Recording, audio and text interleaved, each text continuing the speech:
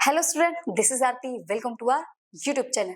आज हम करेंगे 9th क्लास के इंग्लिश का फर्स्ट चैप्टर, जो कि आपकी न्यू एनसीईआरटी बुक आई है कावेरी, जो कि हमारा फर्स्ट चैप्टर है how I taught my grand mother to read, कि हम किस तरीके से हमारी जो ग्रैंड मदर है उनको पढ़ना लिखना सिखाएंगे।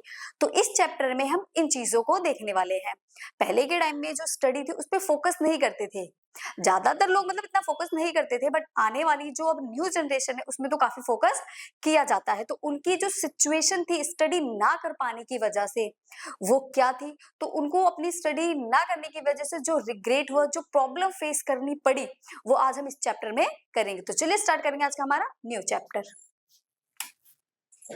तो देखिए, आज का जो चैप्टर होने वाला है हमारा वो है how I taught my grand mother to read, कि जो दादी है उनको किस तरीके से पढ़ना लिखना सिखाया जाएगा। तो सबसे पहला क्वेश्चन ये बनता है कि उनको जरूरत ही क्या पड़ी, क्या वो पढ़ी लिखी नहीं थी? तो देखो, सिंपल सी बात है, जब वो पढ़ी लिखी नहीं थी तभी तो उनको पढ़ना लिखना सिखाया जाएगा। तो आज हम ये चैप्टर करेंगे, तो उससे पहले हम छोटी सी चीज देखेंगे कि इसकी जो राइटर है वो कौन है।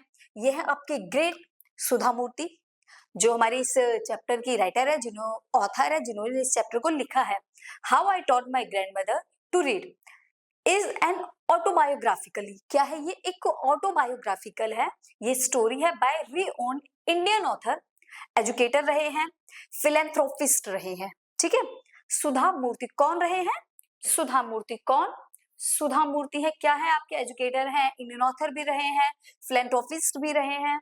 Publish in 2004 the heart warming narrative, मतलब हार्ट वार्मिंग नैरेटिव का मीनिंग होता है एक स्टोरी को इस तरीके से नैरेट करना कि उसके लिए जो फीलिंग्स है ना वो आपके हर्ट से निकल कर आए, मतलब बिल्कुल आप उसको फील कर लो, ऐसा लगे उस स्टोरी को पढ़कर कि वो स्टोरी आपकी ही है, उसमें जो मेन कैरेक्टर है वो कौन है, आप ही हो।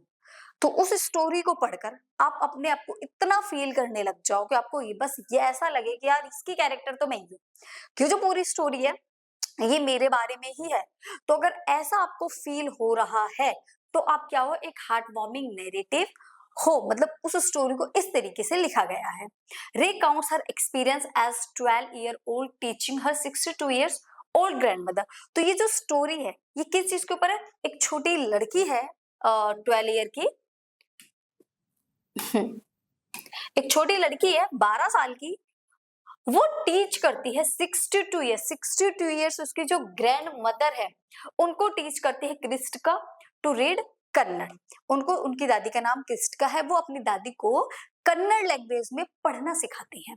तो उसकी जो दादी है वो पढ़ी लिखी नहीं है, तभी उनको वो पढ़ना सिखा रही है। तो ये थी हमारी किसके बारे में, थोड़ी सी जो ऑथर है, हमारी जो राइटर है उसके बारे में हमने यहाँ पर बात की है।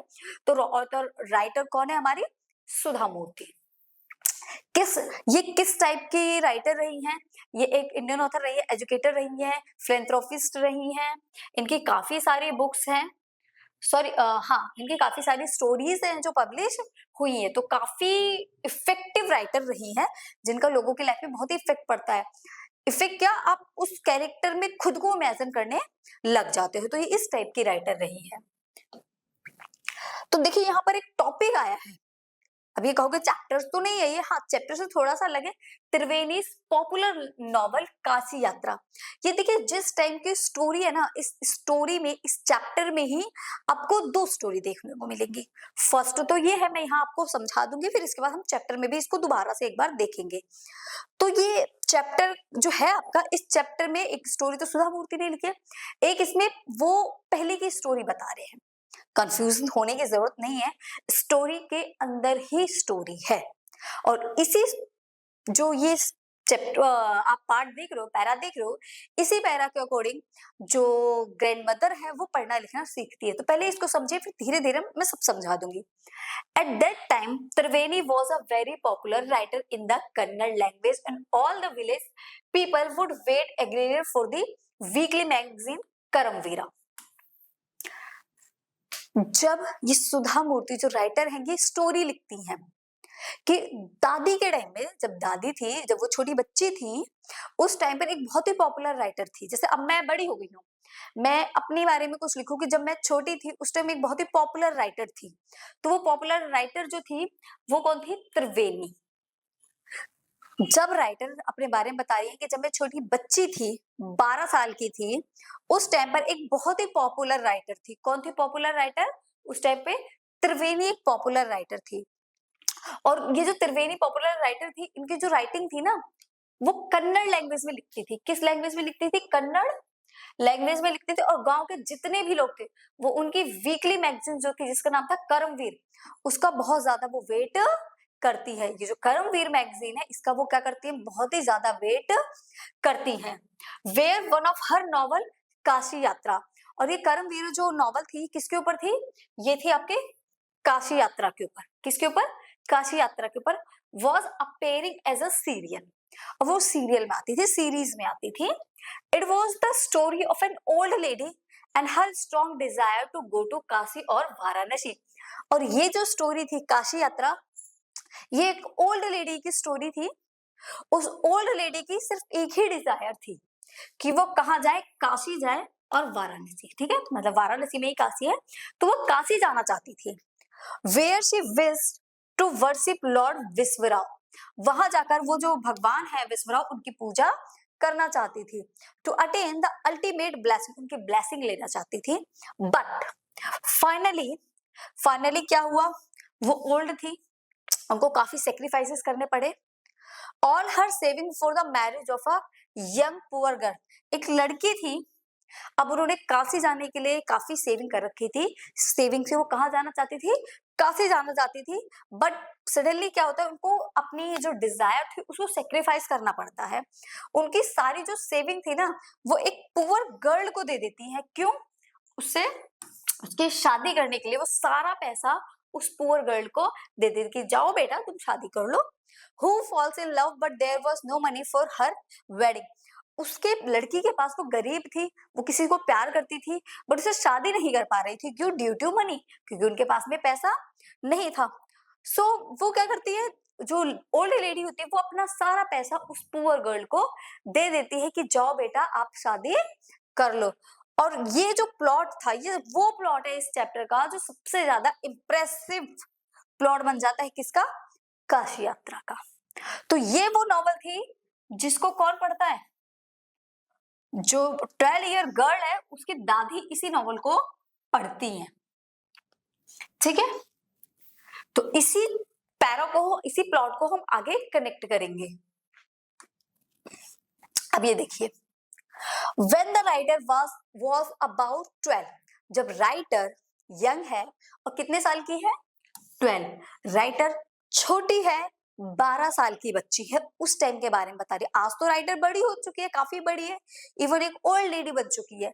बट राइटर लिख रही है कि जब मैं 12 साल की थी, when the writer was about 12, कि जब मैं 12 साल की थी, she lived in a village in North Karnataka. वो कहाँ रहती थी? नॉर्थ कर्नाटका में रहती थी। विद हर ग्रैंड पेरेंट्स, किसके साथ में? अपने दादा दादी के साथ में रहती थी, ग्रैंड पेरेंट्स के साथ में।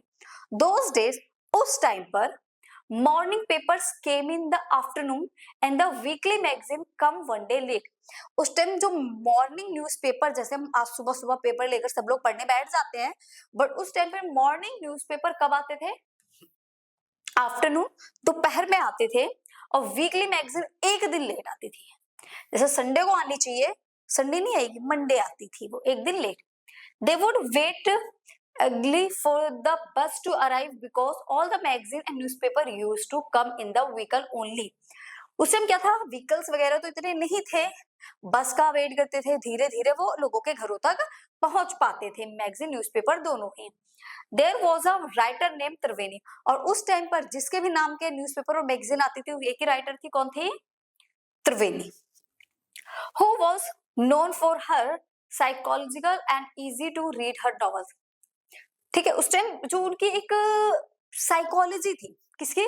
त्रिवेणी की, कि जो भी उनकी नॉवल पढ़ता था ना, वो बिल्कुल उसमें इन्वॉल्व हो जाता था। मतलब वो ऐसा कुछ अट्रैक्ट कर लेती थी अपनी रीडिंग पब्लिक को कि वो उस नॉवेल्स की तरफ, उस मैगजीन की तरफ बहुत ज्यादा अट्रैक्ट हो जाते थे। ऐसी थी किसकी साइकोलॉजी?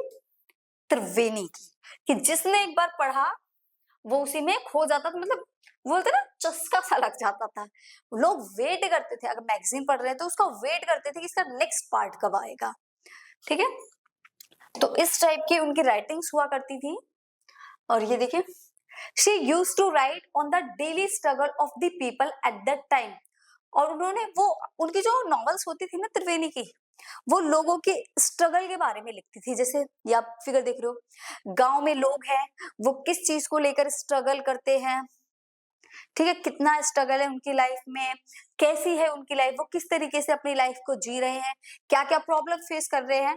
तो उनकी जो भी राइटिंग होती थी ना, वो लोगों की क्लोज होती थी, लोगों की लाइफ में होती, तो लोग इजिली खुद को उससे कनेक्ट कर सकते थे।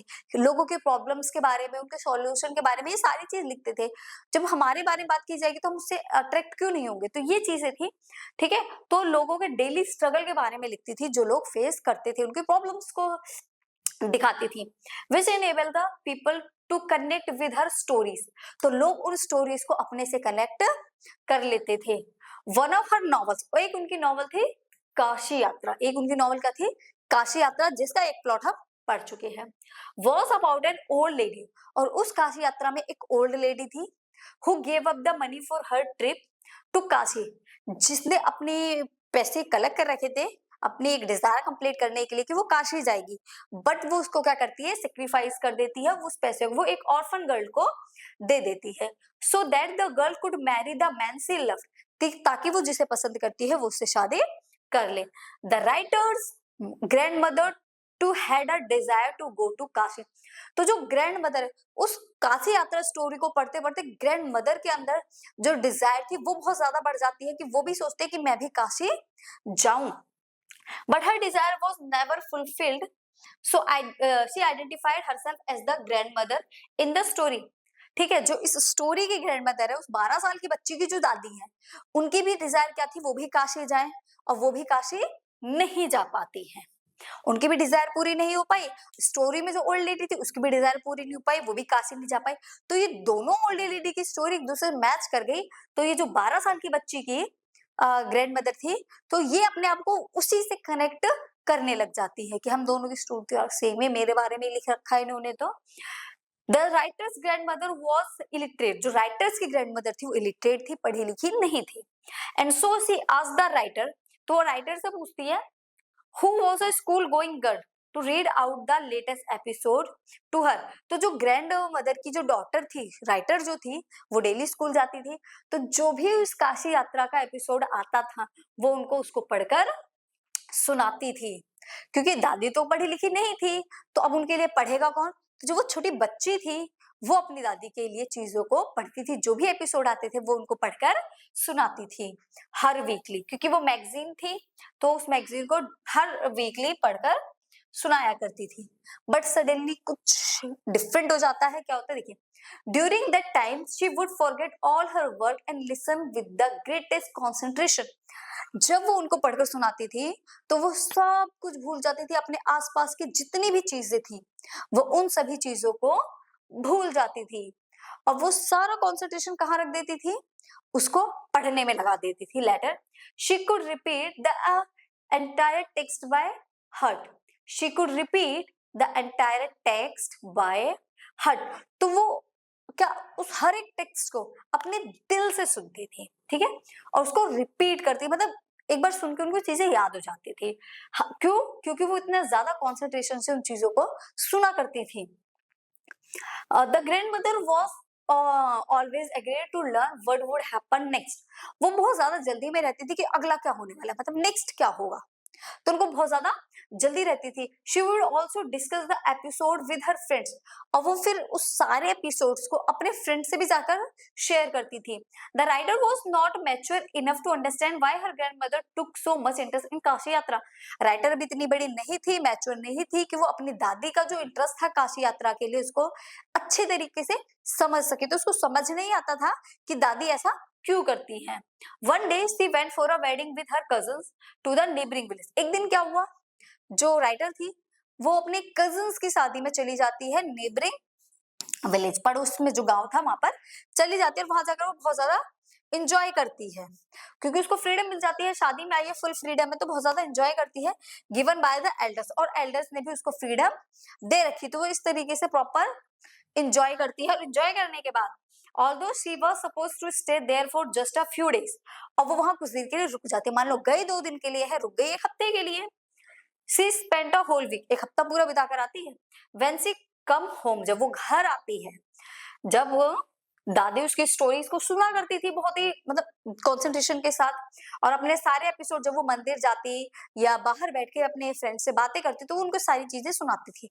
मंदिर के आंगन में बैठकर अपने फ्रेंड्स को बताते आज ये पढ़ा, ये हुआ, स्टोरी में सब कुछ सुनाती, और सब लोग ध्यान से उनकी बातें सुना भी करते थे। तो उसके बाद में क्या, तो वो लड़की कहाँ चली जाती है, राइटर शादी में चली जाती है अपनी कजन के नेबरिंग विलेज में। रुकना 2 दिन था, बट रुक वो 1 वीक जाती है। She saw that her grandmother, who was otherwise a brave woman, फिर वो अपनी जब वापस आती है तो अपनी दादी को देखती है। वैसे तो उसकी दादी बहुत ही ब्रेव वुमेन थी, मतलब बहुत ही बहादुर इंसान थे। Was in tears, बट उनकी आंखों में आंसू थे। क्यों थे? लड़की जब वापस आई राइटर, तो उसने क्या देखा, उसकी दादी रो रही है। क्यों?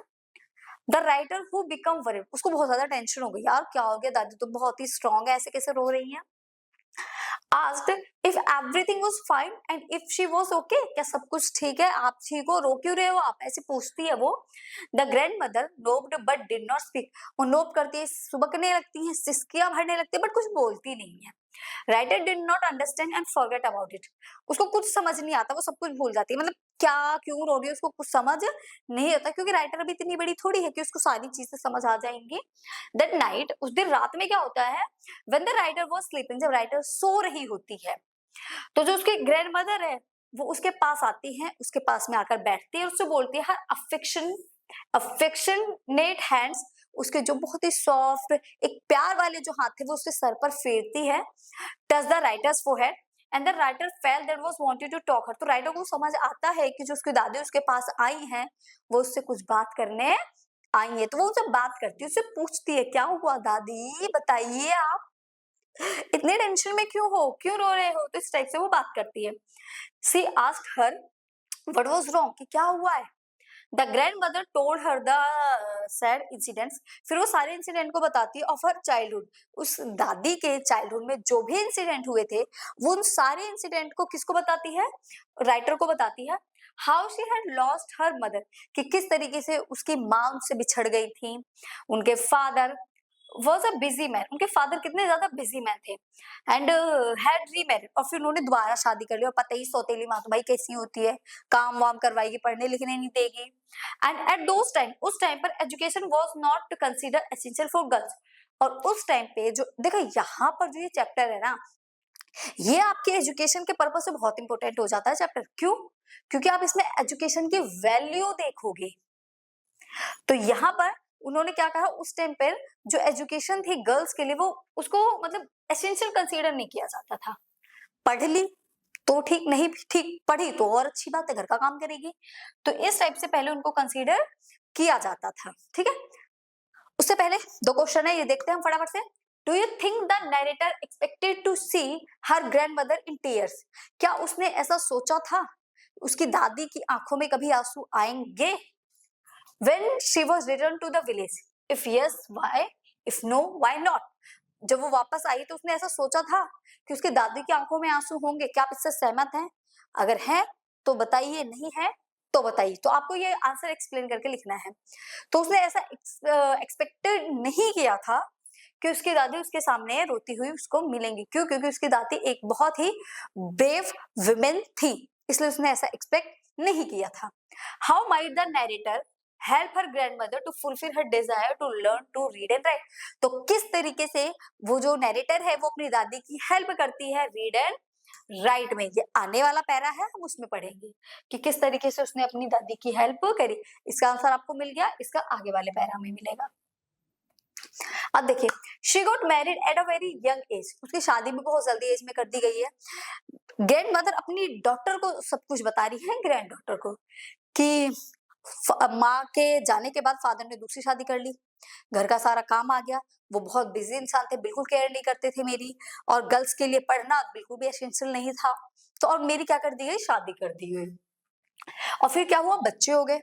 After that she become busy keeping her children happy, फिर वो अपने बच्चों की लाइफ में ही वो पूरी तरीके से बिजी हो गई। बच्चों को खुश करने में। Because their happiness made her happy, उनकी खुशी मुझे भी खुश करती थी। She used to regret not going to school and so she made sure that her children and grandchildren studied well so that they would not feel and regret in the future. तो उन्होंने ये decide किया कि उन्होंने कभी regret नहीं हुआ कि मैं स्कूल नहीं गई, मुझे कोई प्रॉब्लम नहीं है, कभी उन्हें रिग्रेट नहीं हुआ क्योंकि उनके बच्चे स्कूल गए, उनके जो पोता पोती ग्रैंड चिल्ड्रन थे वो स्कूल गए, कभी उन्हें फ्यूचर में ऐसा रिग्रेट नहीं हुआ कि वो स्कूल नहीं गए, बल्कि प्राउड फील होता था कि उनके बच्चे स्कूल जा रहे हैं। Even though the writer could not understand what her grandmother was talking about, writer को कुछ नहीं समझ आ रहा, यार क्या दादी पका रही है, क्या बोल रही है, मुझे तो कुछ समझ नहीं आ रहा, वो नहीं गई, ये नहीं गया, उसको कुछ समझ नहीं आ रहा था। But she could see the sadness in her face, but वो उनकी जो सैडनेस, जो दुख था ना, उसको समझ पा रही थी। The worried looking expression on her grandmother's face made her sad, तो जो उनके एक्सप्रेशन थे दुख वाले वो उसको समझ पा रही थी कि कैसे दुखी है। She lean forward and held her hand, फिर उनका हाथ पकड़ती है और वो समझाती है और उनसे पूछती है। She asked her if she could help her in any way, the grandmother said yes, वो उसे पूछते क्या मैं कुछ मदद कर सकती हूँ तो वो बताओ, ये सब छोड़ो। तो बोलते हाँ तुम कर सकती हो। राइटर से बोलती है तुम कर सकती हो, बोलती है जब तुम नेबरिंग विलेज गई थी, जब तुम पड़ोसी गांव गई थी, she was desperately trying to read the text, तो जो एपिसोड आया था काशी यात्रा का, जो न्यू एपिसोड आया था, मैंने उसको बहुत ज्यादा ट्राई करा पढ़ने का, बट मैं पढ़ नहीं पाई। क्यों नहीं पढ़ पाई थी दादी, जल्दी बताओ। इसका आंसर आप लोग बताओगे कि जो दादी थी वो उस टेक्स्ट को, वो जो एपिसोड आया था काशी यात्रा का, उसको दादी क्यों नहीं पढ़ पाई थी। She felt helpless, बहुत ज्यादा हेल्पलेस फील कर रही थी जब उसको नहीं पढ़ पाई थी। And said that even though she was well off, she did not feel independent, तब उन्हें लगा कि यार मैं तो इंडिपेंडेंट नहीं हूँ, मैं तो किसी के ऊपर डिपेंड हो गई हूँ, अपनी मर्जी से तो मैं कुछ ही नहीं कर पा रही हूँ। She went on to request the writer to teach her the Kannada alphabet, तो उन्होंने राइटर को रिक्वेस्ट करी कि प्लीज तुम मुझे कन्नड़ अल्फाबेट सिखा दो, क्योंकि जो काशी यात्रा थी वो कन्नड़ में ही लिखी हुई थी। The deadline for it would be Saraswati Puja day during Dussehra, और उसकी डेडलाइन उन्होंने रखी सरस्वती पूजा वाले दिन, कि जो दशहरा आएगा सरस्वती पूजा का वो लास्ट डे है, उस दिन तक मुझे कन्नड़ लैंग्वेज सीखनी है, जो अल्फाबेट है वो सीखने हैं। The writer who could see the determination on her grandmother's face childishly made fun of her desire to learn the Kannada. पहले तो राइटर जब देखते हैं उनका ये डिटर्मिनेशन देखती है तो थोड़ी सी चाइल्डिश हो जाती है, फन करती है, मजाक करती है, क्या दादी तुम पढ़ोगी क्या अब, इस तरीके से उनका थोड़ा सा मजाक उड़ाती है, बट उनको सिखा देती है। But the grandmother just smile and said that for learning there was no age bar, फिर दादी उसको बोलती है पढ़ना या कुछ सीखना कोई एज बार थोड़ी है, मतलब एज थोड़ी होती किसी पढ़ने या किसी कुछ चीज सीखने की, जब मन करे तब सीख लो तब पढ़ लो। तो उन्होंने कहा अल्फाबेट सीखने की कोई एज नहीं होती। But grandmother just smiled and said that for learning there was no age bar. The next day onward the writer started her tuition. तो जो राइटर थी नेक्स्ट डे से उन्होंने उसको पढ़ाना शुरू करा कि ठीक है बाबा मैं आपको पढ़ा दूंगी। तो वो उसको अव्या बोलती थी, ठीक क्या बोलती थी, अव्या। The grand mother provide to be wonderful student, grand mother जो थी वो एक बहुत ही वंडरफुल स्टूडेंट थी, उनकी कैचिंग पावर बहुत ज्यादा अच्छी थी, तो जब वो राइटर कुछ भी पढ़ाती थी उसको अच्छे से कैच कर लेती थी। फाइनली द दशहरा फेस्टिवल के, दशहरा फेस्टिवल भी आ जाता है, तो her grand mother call the writer to the puja place and made her sit down on a stool. फिर ग्रैंड मदर अपने राइटर्स को बुलाती है, उस राइटर को, और उसको पूजा वाली जगह पर बुलाती है और सिट डाउन करती है, किसपे, स्टूल पर बिठाती है। They were going to exchange gift with each other, फिर दोनों एक दूसरे को गिफ्ट देते हैं। Grand mother gave her a frock, grand mother writer को एक फ्रॉक गिफ्ट करती हैं and then touch the writer's feet, और उस राइटर के पैर छूती है। अब देखिए दादी ने अपनी पोती के पैर छुए, वैसे तो ये सही नहीं है, ये कितनी ओल्ड लेडी किसी के पैर छू रही है, बट उन्होंने एज अ ग्रैंड डॉटर पैर नहीं छुए, एज अ टीचर पैर छुए हैं, क्योंकि वो उनकी गुरु बन चुकी थी, उसने उनको पढ़ना सिखाया था। The writer was taken aback because elder do not touch the feet of youngster, फिर जो राइटर है वो भी उनके पैर छूती है, क्योंकि जो यंगेस्टर के पैर जो है वो एल्डर्स नहीं टच करते। Only the feet of God elders and teacher were be touched as it was a sign of respect. जैसे भगवान के पैर छूते हैं वैसे ही टीचर के भी हमें पैर छूने चाहिए as a sign of god, जैसे भगवान को रिस्पेक्ट देते हैं सेम वैसे ही। The writer felt like what the grandmother was doing was not correct. तो राइटर को ये फील हो रहा था कि जो दादी कर रही है ना वो, मतलब पहले उसको लगा यार ये ठीक नहीं कर रही है, क्या कर रही है, पैर वैर छू रही है। फिर ग्रैंड मदर उसको एक्सप्लेन करती हैं कि मैंने तुम्हारे पैर एज अ टीचर टच किए हैं, तुम मेरी टीचर थी, तुमने मुझे सब कुछ सिखाया। तो दादी क्या बन गई उसकी, सॉरी ग्रैंड डॉटर जो थी क्या बन गई उसकी, टीचर बन गई। तो एज अ टीचर वो उसके पैरों को टच करती है, उसके पैर छूती है। आई होप आपको ये जो चैप्टर है, स्टोरी है, ये समझ आ रही होगी। The writer had taught her affectionately and had made her independent in such a short period of time. एक बहुत ही छोटे टाइम पीरियड में वो जो राइटर है वो उनको इंडिपेंडेंट बना देती है, पढ़ना लिखना सिखा देती है। A teacher should be respect regardless of gender and age. तो यहाँ टीचर को पता चलता है कि पढ़ने का कोई जेंडर और कोई एज नहीं होती है। द राइटर रिटर्न द नमस्कार and gave her the gift. फिर राइटर रिटर्न में उनको नमस्कार करती है और उनको एक गिफ्ट देती है। गिफ्ट भी क्या होता है, काशी यात्रा की जो पूरी नॉवल थी वो देती है, ठीक है, complete novel of Kashi Yatra. Her grand mother read the title and the publisher name immediately, तभी वो राइटर्स का नाम पढ़ती हैं और जो बुक का नाम है वो पढ़ती है। And the writer knew that her student had passed with flying colours. और फिर जो राइटर्स है मतलब जानती है कि स्टडी जो स्टूडेंट के लिए पास होना एक डिफरेंट मतलब उड़ने वाले काफी कलर्स के बराबर में, जैसे वो आसमान में उड़ रहा है।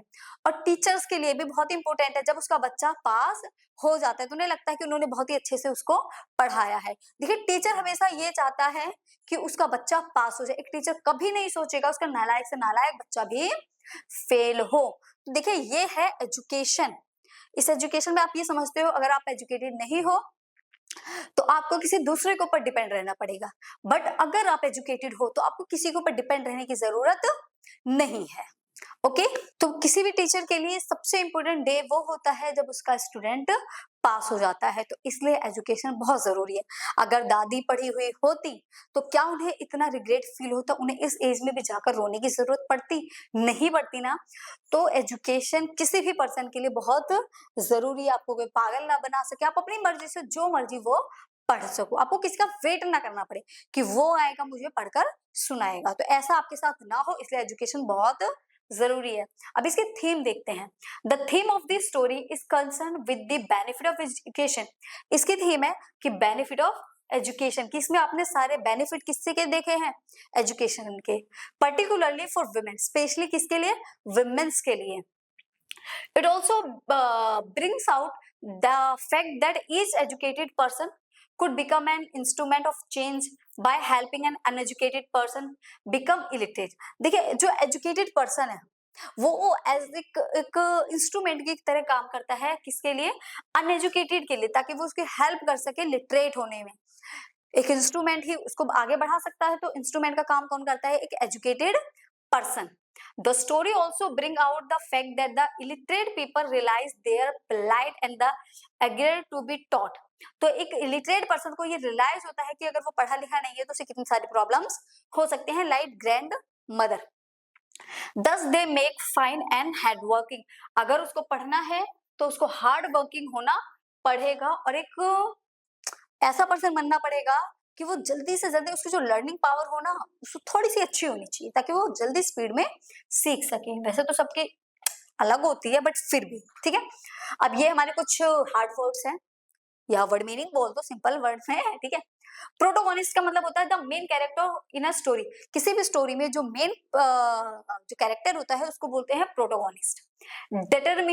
Determine having a strong decision to do something. किसी भी चीज को करने के लिए जब आप एक बहुत ही बड़ा डिसीजन ले लेते हो, डिटरमाइन कि मैं तो ये करूंगा ही करूंगा, उसको बोलते हैं डिटरमाइन। इंडिपेंडेंट जब आप किसी पे डिपेंड ना हो। इलिटरेट जब आप किसी चीज को पढ़ लिख नहीं सकते हैं। मैगजीन जो मैगजीन होती है वीकली, जो हफ्ते में एक बार आती है, मंथली भी होती है, वीकली और मंथली एक बार आती है, उसको मैगजीन बोलते हैं। एपिसोड एक के बाद दूसरा पार्ट आ रहा है उसको एपिसोड। क्यूरियोसिटी किसी भी चीज को जानने के लिए बहुत ज्यादा आपके अंदर अगर इच्छा हो रही है तो आप क्यूरियोसिटर हो। ठीक है। अशेम्ड, जो फीलिंग ऐसी आई, गिल्टी हो, एम्बेरस फील हो, जैसे किसी ने आपको बोल दिया ये पढ़ो, आप स्कूल जाते हो ये पढ़ो, आपको पढ़ना नहीं आ रहा तो आप क्या हो गए, एम्बेरस या फिर ashamed. Resolution, a firm decision to do something, किसी भी चीज को करने के लिए जब आप कोई डिसीजन लेते हो तो उसको रेजोल्यूशन बोलते हैं। कॉन्फिडेंट, जब आपकी ऐसी फीलिंग हो यार इसको तो मैं कर ही लूंगी, इसको तो मैं कर ही लूंगा, तो वो कॉन्फिडेंट होता है। एनकरेजमेंट, जब कोई आपको सपोर्ट करता है कि यार इसको तो तुम कर लोगे, तो आपको एनकरेज कर रहा है, आपको सपोर्ट कर रहा है, मोटिवेट कर रहा है। persistence, continuing to try even when it is difficult, जब किसी डिफिकल्ट चीज को आप रेडी हो जाते हो करने के लिए, तो ब्लेसिंग, गुड विशेष, ब्लेसिंग, आशीर्वाद। ठीक है, तो ये था हमारा chapter how I taught my grand mother to read, जो कि फिनिश हो गया। ये आपकी न्यू एनसीईआरटी जो बुक आई है कावेरी, उसका चैप्टर था क्लास 9th इंग्लिश का चैप्टर। आज के लिए यही फिनिश करते हैं, बाकी की चीजें हम नेक्स्ट क्लास में करेंगे। इसकी एक पोम भी है भारत आयरलैंड, उसको करेंगे नेक्स्ट क्लास में। तब तक के लिए बाय बाय, टाटा, फिर मिलेंगे नेक्स्ट वीडियो में।